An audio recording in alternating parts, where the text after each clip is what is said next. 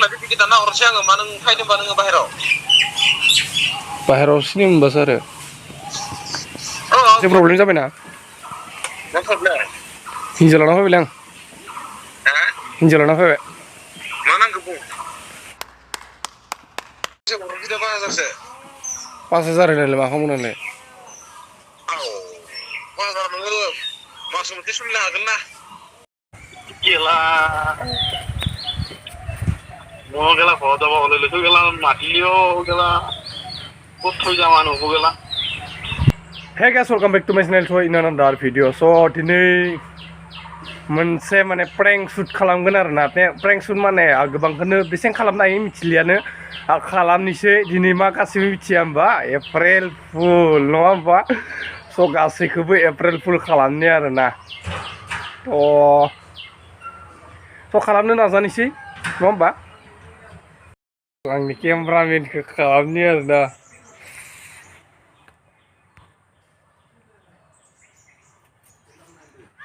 आंनि केमेरामेना ज्या व्यक्तीस आपण कॉल केलेला आहे ती सध्या इतर कोणाशी बोलत आहे आपण प्रतीक्षा करू शकता किंवा नंतर पुन्हा प्रयत्न करू शकता आपने जिस व्यक्ति को कॉल किया है वो अभी दूसरे कॉल पर व्यस्त है कृपया प्रतीक्षा करें या कुछ समय पश्चात प्रयास करें द पर्सन यू एसें बिजि थायो नामालै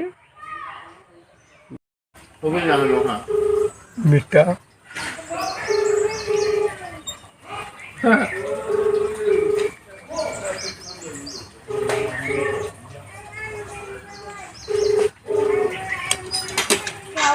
हेलो ओइ मिटा मा खालामदों हा फरायदों दाबो सिखाराखै मोनसे प्रब्लेम जाबायना मिटा एकदम मैया जालांबाय आरो दा दिनै थांनाय हराव 12टा 1टासोआव आं नोंखौ बुंदोंमोन ना आं जायखौ सासे सिख्ला मोजां मोनो होननानै बे सिख्लाखौ लाबोबाय आङो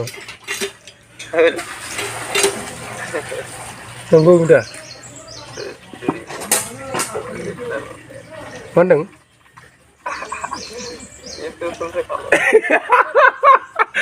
ओइ मिटा बिदिसो बोरै जानांगौ दा आंखौ एसेथ' थगायदो बाद में कॉल करेगा वो लोग हेलो ओइ कुमार मा होनदो आंहा मोनसे रिजाल्ट जाबायना एकदम गोदोरानो आङो बेलेगावसो दंफैयो दा माने साइडजानो दंफैयो आं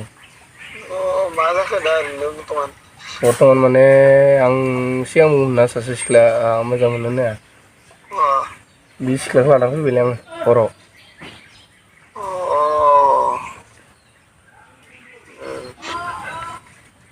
दा एकदम ini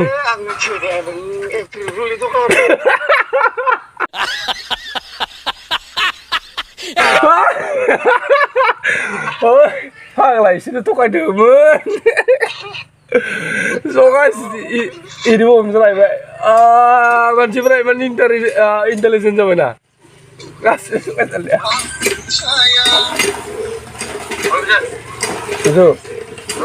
मोनसे प्रब्लेम जाबायना माने बे गिदिरानो आं नै थांनाय हराव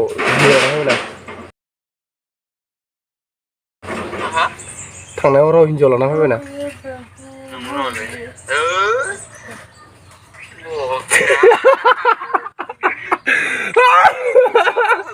हा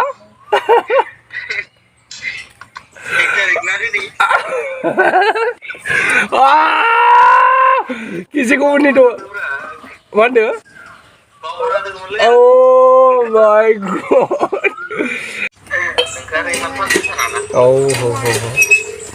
नंगौ बिजया बेबायदि सिस्टेमनि खामानि मावगोन इम्पसिबल नामा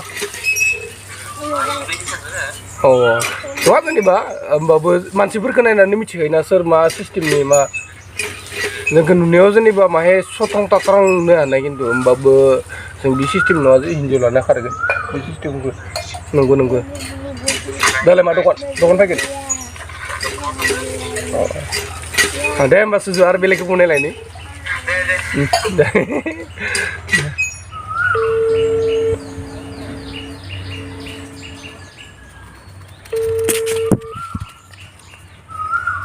wow ayo कौन है देखो बट मेरा डॉग है बट हरकत करता है ये देखो सब्सक्राइब खालाम भिडिअखौ मोजां नांदोबा लाइक खालाम लव यू ऑल मेरे दोस्त के बीवी को कॉल कर दो ठीक है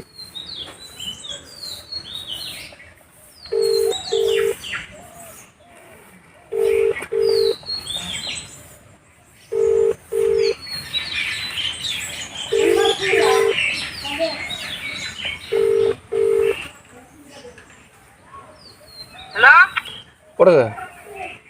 hello Oh, muha dong nde. हा Kora sa? खरा Oh, eta problem hole. কি হে Moi azirati tirle anlo na. কইনা হয় ফল Sai, কি sai. Moi poson kora to poson. হ্যাঁ তুই ফল বনা সারি कॉल अगेन लेटर आपने जिस व्यक्ति को कॉल किया है वह अभी दूसरी कॉल पे Hello. Oslen. ओए Eta dangar eta problem hol na. কি প্রবলেম গেলা Moi soya zorati anlu egala ta. আগে Moi kwatu na. Ya tension dia ase ne kwatu. Ha? কি মনে পড়িয়েছিল গেলা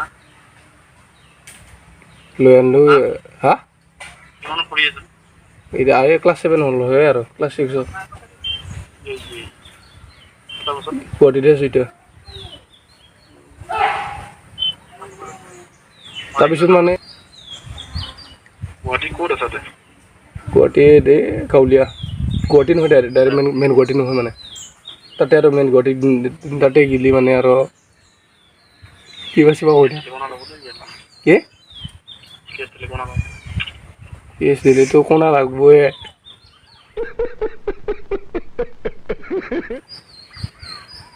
কোন থজন হল না গেলা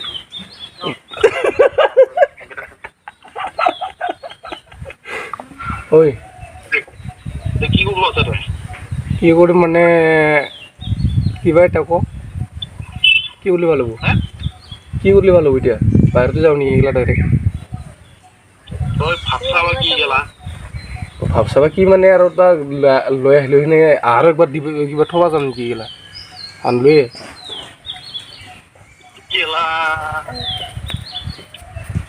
মই গেলা ঘৰ যাব হলে লৈছো গেলা মাতিলেও গেলা ক'ত থৈ যাম মানুহ গেলা তই কি ঘৰত আহি টিকেট কাটলি ঠিক আছে 9 তাৰিখ কেতিয়া কাটলি 9 তাৰিখ 9 তাৰিখ এই তই গেলা কোন জাগাত আছে জানো সঁচা কথা কৈছ এই কিবা গৰিবৰ এইখিনি এই লাইনত আছে এইখিনি কিবা কৈ নাজানো কিন্তু ভৰি এই লাইনৰ ওচৰতে আছে আৰু তই এইখিনি পুলিচ চলিছে চিনি আছে কি বড়ো মানুহ চিনি আছে বড়ো মানুহতো এজন দুজন এনেকৈ আছে নেকি শুনা পাইছোঁ কিন্তু এই গাঁৱলীয়াহে এইখিনি জেগাটো এই গাড়ী চাড়ী গাঁৱলে বুজি পাইছোঁ মই তই ফুলবৰী কোনখিনি সুধি যাবি মই তাতে কিবা এটা ব্যৱস্থা কৰি দি আছোঁ কথা পাতি কেনে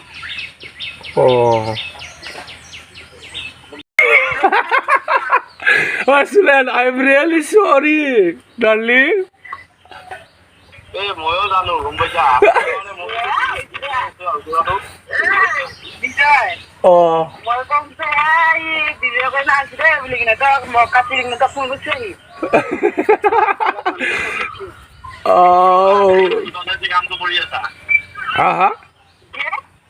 মই আমাৰ ভগা বেগা কথা নি ৰন্ধে আজি টিকেট কাট মই পইচা দি So guys, इसका एक्सप्रेशन थोड़ा ज़्यादा तो नहीं तो थोड़ा अच्छा था, लेकिन वो बहुत मेरे दोस्त भी हैं। ओए